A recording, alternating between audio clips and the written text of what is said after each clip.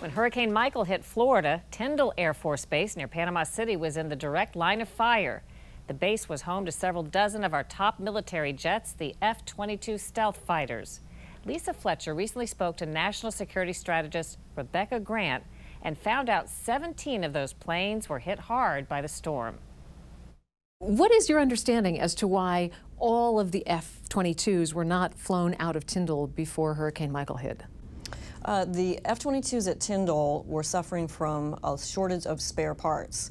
So the F-22s that were left behind were unflyable mainly because of spare parts issues.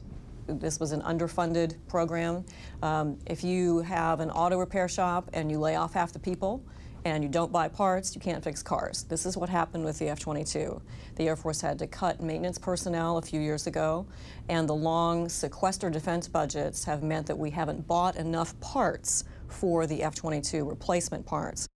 Almost all of the damaged F-22s were kept in aircraft hangars, where planes that can no longer fly are sometimes referred to as hangar queens.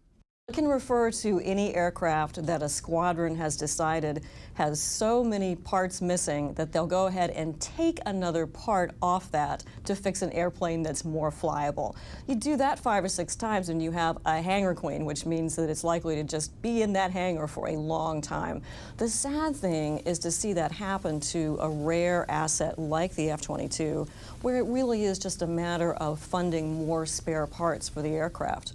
There are even problems sometimes getting spare parts for the F-22s that are deployed overseas in the counterterrorism operations. So hangar queens happen, but you don't want to see that happen with a premier new asset like the F-22. What's the extent of the damage to the F-22s left behind? We're still waiting to learn the extent of the damage. We know that at least 5 of the aircraft left behind have been brought out of the damaged hangar and have flown away to Langley Air Force Base, which is another F-22 base. Looks like those will have only minor damage. There are others that we're still waiting to see what the extent of the damage is. And it isn't just the F-22s at Tyndall. Last year, most F-22s were grounded. In 2017, the F-22 fleet as a whole reached a low where it was only 49% mission capable. Some might argue that it's not worth it, that these planes are already, as highly advanced as they are, they're already becoming obsolete, and there are other planes that are being built for far less money. I would repair every single F-22. In fact, the Air Force just repaired an older F-22 that had been used in test, and they brought that back after 6 years of not flying it.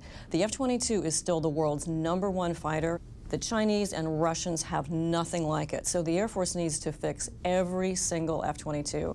So a reasonable person may ask, what are these incredibly expensive and valuable aircraft doing in a part of a country where they could be hit by a hurricane? Why not move them out prior to a crisis? It makes a lot of sense.